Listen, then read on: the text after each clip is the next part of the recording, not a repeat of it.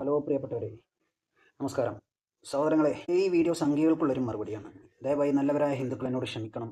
എൻ്റെ ഉള്ളിൽ ജാതിയോ മതമോ എന്നെ സ്വാധീനിക്കാറില്ല, അത് വെച്ച് പെരുമാറാറില്ല. പക്ഷേ സംഘി എന്നാൽ രാജ്യത്തിന് എതിരെയുള്ള ഒരു പോയ്സനാണ്. നമുക്കിടയിലെ സാഹോദര്യവും ഐക്യവും സൗഹൃദവും ഇല്ലായ്മ ചെയ്യാൻ വേണ്ടി ശ്രമിക്കുന്ന ഒരു സൈനൈഡിനേക്കാൾ അല്ലെങ്കിൽ കൊറോണയേക്കാൾ അതിമാരകമായ ഒരു വൈറസാണ് സംഘി എന്നാൽ വിഷമാണ്. അപ്പോൾ അവർക്കെതിരെയുള്ള വാക്കിൽ ആരും എന്നെ തെറ്റിദ്ധരിച്ചു പോയത്. ഈ സംഖ്യകളൊക്കെ എന്നോട് പറയുന്നുണ്ട്, സഹോദരങ്ങളെ, നിങ്ങൾ ഭാഗം വാങ്ങിപ്പോയവരല്ലേ, പാകിസ്ഥാനിലേക്ക് പോയിക്കൂടെ എന്ന്. ഈ സംഖ്യകളോട് എനിക്ക് ചോദിക്കാനുള്ളത്, നമ്മുടെ കുട്ടനാട്, പാലക്കാട് ഒക്കെ തമിഴ്നാടിൻ്റെ ഭാഗമായിരുന്നു. കന്യാകുമാരി കേരളത്തിൻ്റെ ഭാഗമായിരുന്നു. കുട്ടനാട്, പാലക്കാട് കേരളത്തിന് തന്നിട്ട് കന്യാകുമാരി തമിഴ്നാടിന് കൊടുക്കേണ്ടി വന്നു എന്ന് കരുതി കന്യാകുമാരിയിലുള്ള മലയാളികൾ, അല്ലെങ്കിൽ കന്യാകുമാരിയിൽ ഇന്ന് തമിഴ്നാട് സ്റ്റേറ്റിന്റെ ഭാഗമായിട്ടുള്ള കന്യാകുമാരിയിലെ ജനങ്ങൾ കേരള സംസ്ഥാനത്തോട് നന്ദിയില്ലാതെ അവർ ഭാഗം വാങ്ങിപ്പോയി എന്ന് പറയാൻ പറ്റുമോ? ഒരിക്കലും പറ്റില്ല. എന്നതുപോലെ ഈ രാജ്യത്ത് ഒരു ഹിന്ദു രാജ്യം ഉണ്ടാക്കണം എന്ന് പറഞ്ഞുകൊണ്ട് VD സവർക്കർ അങ്ങനെ ഒരു ആഹ്വാനം പുറപ്പെടുവിക്കുകയും ഒരു വർഷം കഴിഞ്ഞ് മദൻ മോഹൻ മാളവ്യ അതിൻ്റെ പ്രചാരകനായി വരികയും ചെയ്തിട്ട് അവസാനം ഇവിടെ അവരൊരു കാരണം കൂടെ പറഞ്ഞു. ഹിന്ദുക്കളുടെ വിശുദ്ധ ഭൂമി എന്ന് പറയുന്നത് ഇന്ത്യയാണ്, എന്നാൽ മുസ്ലിങ്ങളുടെ വിശുദ്ധ ഭൂമി എന്ന് പറയുന്നത് മക്കയോ മദീനയോ ആണ്.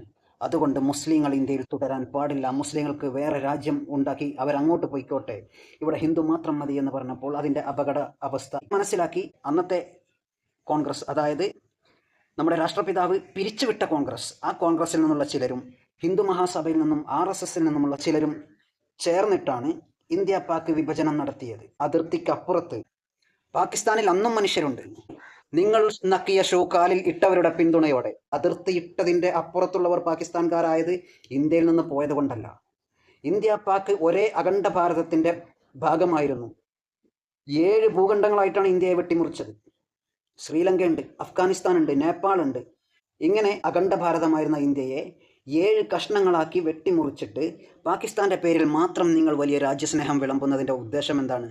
പാകിസ്ഥാന്റെ അതിർത്തി ബ്രിട്ടീഷുകാരുടെ പിന്തുണയോടുകൂടി നിങ്ങൾ നിശ്ചയിച്ച അതിർത്തിക്കപ്പുറമുള്ളവർ പാകിസ്ഥാൻകാരുമായി, അതിനുശേഷം ഇവിടെയുള്ള മുസ്ലിങ്ങൾ അങ്ങോട്ട് പോകണം എന്ന് പറഞ്ഞവരോട് ഞങ്ങൾ അങ്ങോട്ട് പോവില്ല, ഞങ്ങൾ ജനിച്ച മണ്ണ് വിട്ട് പോവാൻ തയ്യാറല്ല, ഞങ്ങൾ ഇവിടെ തന്നെ ജീവിക്കും എന്ന് പറഞ്ഞപ്പോൾ നിങ്ങൾക്കത് പറ്റിയില്ല. ഇന്ന് കാണുന്ന സ്ഥിതിവിശേഷണത്തിലേക്ക് ഇന്ത്യയിൽ വർഗീയ കലാപം കൊണ്ടുവരാൻ അന്ന് നിങ്ങൾക്ക് സാധിക്കാതിരുന്നത് RSS കമ്മ്യൂണൽ പോയ്സനാണ് എന്ന് പറഞ്ഞ പട്ടേൽ ഉൾപ്പെടെയുള്ള ആർജവമുള്ള നട്ടലുള്ള ഭരണാധികാരികൾ, അതിൽ ജവഹർലാൽ നെഹ്റു വരെ ഉൾപ്പെട്ടതുകൊണ്ടാണ്. പക്ഷേ കാലം മുന്നോട്ട് പോയപ്പോൾ പഴയ ആളുകളൊന്നും ഇനി ജീവിച്ചിരിപ്പില്ല, ഇനി പുതിയതായ കള്ളങ്ങളെല്ലാം കെട്ടിച്ചമച്ച് പുതിയ ചരിത്രം രചിക്കാം എന്ന ഭാവേനെ ഇവിടെ വന്ന് നിങ്ങൾ വീണ്ടും കള്ളങ്ങൾ ആവർത്തിക്കുകയാണ്. മുസ്ലിങ്ങൾക്ക് ഇവിടെ ഹിന്ദുക്കൾ സർവ്വതും ചെയ്തു തന്നു, അങ്ങനെയാണ് ഇങ്ങനെയാണെന്നൊക്കെ പറയാം. ഹിന്ദു ഞങ്ങളെ സഹോദരങ്ങളാണ്, കാരണം അവരിൽ നിന്ന് മതം മാറിയവരാണ് ഇന്ത്യയിലെ മഹാഭൂരിപക്ഷം മുസ്ലിങ്ങളും. അതുകൊണ്ട് DNA കൊണ്ടും രക്തബന്ധം കൊണ്ടും ഞങ്ങൾക്ക് ഒരുപാട് അകലമൊന്നുമില്ല.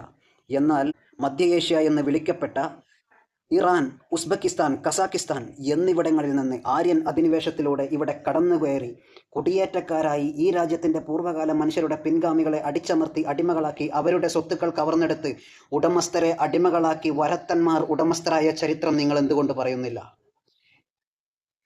ഹിന്ദു എന്നാൽ ഇന്ത്യയിൽ ജനിച്ചവർ എന്നാണ്. ഇന്ത്യൻ വംശജരെ ഹിന്ദു എന്ന നാമം കൊണ്ട് ഈ ലോകത്തിന് പരിചയപ്പെടുത്തിയത് പേർഷ്യക്കാരാണ്. ഇനി മുസ്ലിങ്ങൾക്ക് പള്ളി നിർമ്മിക്കാനും മറ്റു സൗകര്യങ്ങളും ചെയ്തു തന്ന ചേരമാൻ പെരുമാൾ മഹാരാജാവിനെ കുറിച്ചാണ് നിങ്ങൾ പലപ്പോഴും കള്ളം ഉന്നയിക്കുന്നത്. ചേരമാൻ പെരുമാൾ മഹാരാജാവ് തന്നു, അത് സത്യമായ കാര്യമാണ്. പക്ഷേ നിങ്ങൾ വിചാരിക്കുന്നത് പോലെ, നിങ്ങൾ കാണിക്കുന്നത് പോലെ മതവർഗീയതയും വിദ്വേഷവും വർഗീയ വിഷവും ഉള്ളിൽ കൊണ്ടു നടക്കാത്ത നല്ലവരായ ഹിന്ദുക്കളെ കൂടി നിങ്ങൾ പറഞ്ഞ് തെറ്റിദ്ധരിപ്പിച്ച് നിങ്ങളുടെ പക്ഷം ചേർക്കാൻ നോക്കുകയാണ്. ചേരമാൻ പെരുമാൾ മഹാരാജാവ് അറേബ്യയിൽ നിന്ന് ഇന്ത്യയിലേക്ക് കച്ചവടം ചെയ്യാൻ വേണ്ടി വന്ന അറബികളോടൊപ്പം പോയി മുഹമ്മദ് നബിയെ നേരിൽ കണ്ടു. കൂടെ അദ്ദേഹത്തിൻ്റെ പെങ്ങളുടെ മകനും മറ്റു ജോലിക്കാരായിട്ടുള്ള ആളുകളും പോയിരുന്നു. അദ്ദേഹം താജുദ്ദീൻ എന്ന പേര് സ്വീകരിച്ച് മുസ്ലിമായി.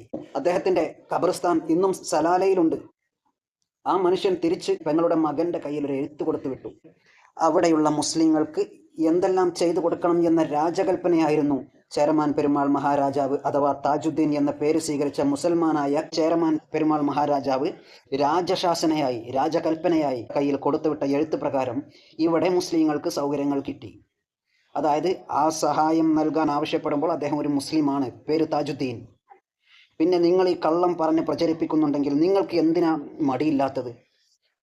മലപ്പുറത്തിൻ്റെ മണ്ണിൽ രാജ്യത്ത് വർഗീയ കലാപം ഉണ്ടാക്കാൻ ലക്ഷ്യം വെച്ചുകൊണ്ട് ശ്രീകൃഷ്ണ ജയന്തി ഘോഷയാത്രയിൽ പങ്കെടുക്കുന്ന ഹിന്ദുക്കളായ സ്ത്രീകളെയും കുട്ടികളെയും കൊന്നൊടുക്കാൻ വേണ്ടി ബോംബ് നിർമ്മിക്കുന്നതിനിടയിൽ പൊട്ടിത്തെറിച്ച് മരിച്ച RSSകാരനുണ്ട് ഈ കേരളത്തിൽ.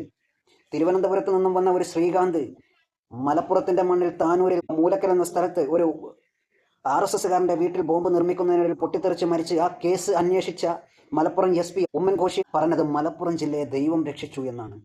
ഇത്രയും കള്ളങ്ങളും കാപ്പട്യങ്ങളും ചെയ്തു കൂട്ടി. അതുപോലെ ഹൈദരാബാദ് മലൈഖ സ്ഫോടനം, മക്ക ജുമാ മസ്ജിദ് എന്ന പള്ളിക്ക് സമീപം ബോംബ് സ്ഫോടനം ഉണ്ടായി. അതിന് നിങ്ങൾ ഒരുപാട് മുസ്ലിങ്ങളെ ഉപദ്രവിച്ചു, കൊണ്ടുപോയി തല്ലിച്ചതച്ചു. പക്ഷേ ബോംബ് അവിടെ സ്ഥാപിച്ച് ആ സ്ഫോടനം നടത്തിയത് അസീമാനന്ദ എന്ന കാവ്യ വസ്ത്രധാരിയാണ് എന്ന് തെളിഞ്ഞിട്ടും അദ്ദേഹം ഇന്ന് ജയിൽ മോചിതനായി. അതിൻ്റെ പേരിൽ പ്രവർത്തിച്ച കരങ്ങൾ ആരുടേതാണ് എന്ന് എതിർഭാഗത്തിൻ്റെയും എല്ലാം സമ്മർദ്ദവും നിങ്ങൾക്ക് എതിരായിട്ടുള്ള പ്രതിഷേധവും ഉണ്ടാകുമ്പോൾ മാത്രം ആ പ്രതിഷേധത്തെ തണുപ്പിക്കാൻ വേണ്ടി പ്രതികളെ അറസ്റ്റ് ചെയ്ത് ജയിലിലടക്കുകയും പിന്നീട് പ്രതികളായ കുറ്റവാളികളെ നിങ്ങൾ തുറന്നുവിടും. അപ്പോഴും നിങ്ങൾ കള്ളക്കുറ്റം കെട്ടിവെച്ച നിരപരാധികളെ നിങ്ങൾ മോചിതരാക്കില്ല. ഇതാണ് നിങ്ങളുടെ ഇരട്ടത്താപ്പ്. നിങ്ങൾ പറയുന്നത് പോലെ ഇവിടെ നടക്കാവൂ എന്ന് നിങ്ങൾ തീരുമാനിക്കാൻ ഇന്ത്യ ഒരുത്തൻ്റെയും തന്തയുടെ വകയല്ല. ഇവിടെ പള്ളിയിൽ നിന്ന് ബാങ്ക് വിളിയും ഉണ്ടാവും, അമ്പലത്തിൽ നിന്ന് ശംഖുവിളിയും ഉണ്ടാവും, ചർച്ചിൽ നിന്ന് മണിയടിയും ഉണ്ടാവും. ഞങ്ങളെല്ലാവരും ഇടകലർന്ന് നിൽക്കുന്നവരാണ്. ഞങ്ങൾക്കിടയിൽ വർഗീയ വിഷം കലക്കാൻ വരുന്ന ഒരു സംഖ്യയെയും ഭയക്കാത്തതിൻ്റെ കാരണം ഞാൻ ഇത്ര കാലം ജീവിച്ചോളാം എന്ന് ഒരുത്തനും എഴുതി ഒപ്പിട്ട് കൊടുത്തിട്ടല്ല ജനിച്ചത്. എൻ്റെ ആയുസ് എത്ര, ഞാൻ എവിടെ ജീവിക്കണം, ഏത് ഭക്ഷണം കഴിക്കണം, ഏത് വസ്ത്രം ധരിക്കണം, ഞാൻ എത്ര കാലം ജീവിക്കണം, ഏത് ദിവസം മരിക്കണം എന്ന് തീരുമാനിക്കുന്നത് എനിക്ക് ജന്മം നൽകിയ എൻ്റെ സൃഷ്ടാവാണ്. അതുകൊണ്ട് ആ സൃഷ്ടാവിൽ ഭരമേൽപ്പിച്ചുകൊണ്ട് ഏത് സംഖ്യയെയും ഭയപ്പെടാതെ ഞാൻ എനിക്ക് പറയാനുള്ളത് പറയും.